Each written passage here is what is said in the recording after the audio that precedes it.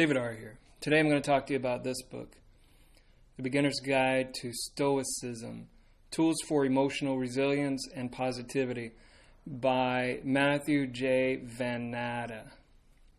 What is Stoicism? According to the book, Stoicism is a practical philosophy built on the belief that all people can lead flourishing lives. The way I see it, Stoicism is positivity in action. Throughout the years, I've read books on a positive mental attitude, using mantras and things that work on your subconscious. But I think Stoicism is taking that a step further. Stoicism is a way of life. And there have been Stoics throughout the centuries that have led the Stoic life. It says here that Stoicism maintains that the good life is available to you now, right now, despite outer circumstances. It's an inner journey. Despite what's going on around you, you can have the good life at this very moment. And you don't have to say a bunch of mantras. That helps. But actually doing the positive action, that will get you further than just thinking about it. Here's a quote by Marcus Aurelius.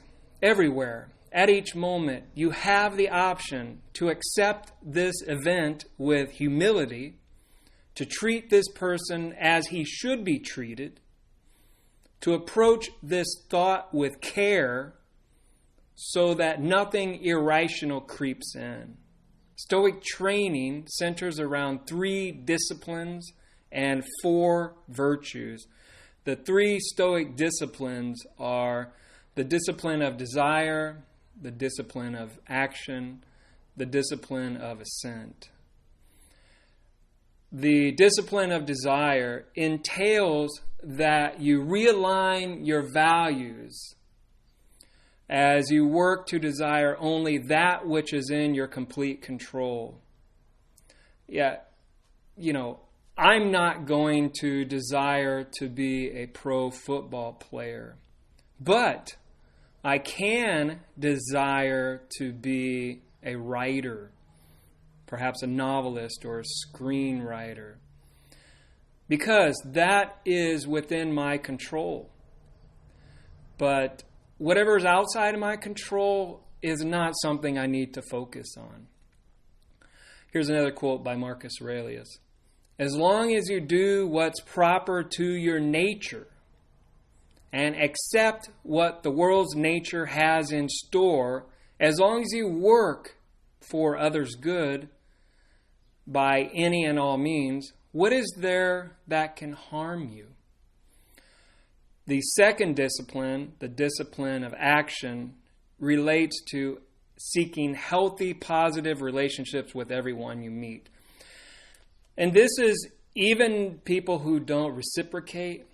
You want to find something positive about them or the situation at hand. So try to maintain a positive relationship with everyone around you. Impassivity with regard to the events brought about by an exterior cause. Justice in the actions brought about by the cause that is within you.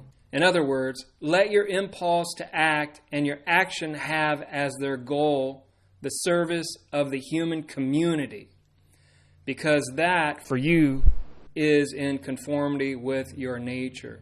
It's all about community. Doing for the good of yourself and others. And the third one is the discipline of Ascent. This one concerns your thoughts about life. You refuse to walk down mental paths that lead to negativity. So in other words, dwell on what you can do, not what you cannot do. You want to walk down a positive path and avoid the other path, the path of negativity. I'm going to read one more quote. People feel disturbed not by things, but by the views they take of them. The 4 Stoic virtues are wisdom, courage, justice, and moderation. Wisdom, the primary goal of wisdom is to lead to the good, to focus your attention on healthy thoughts,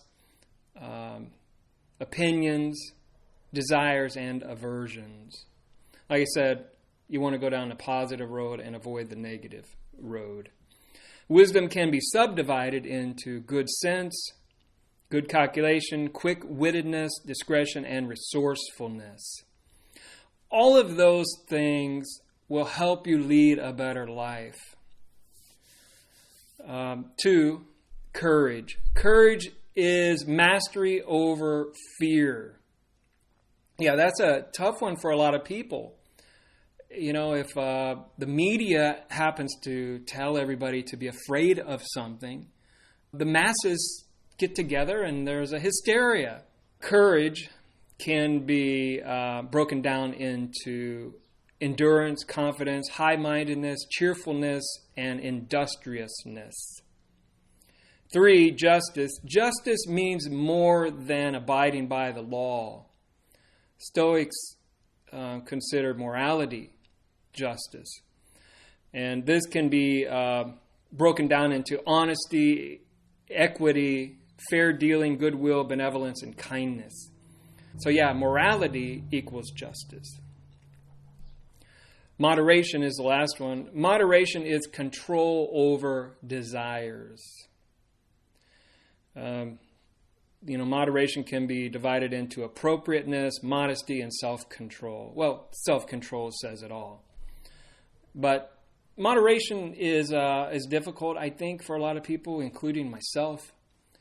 So for me, it's best to not do something that that could lead me to a bad situation, like drinking.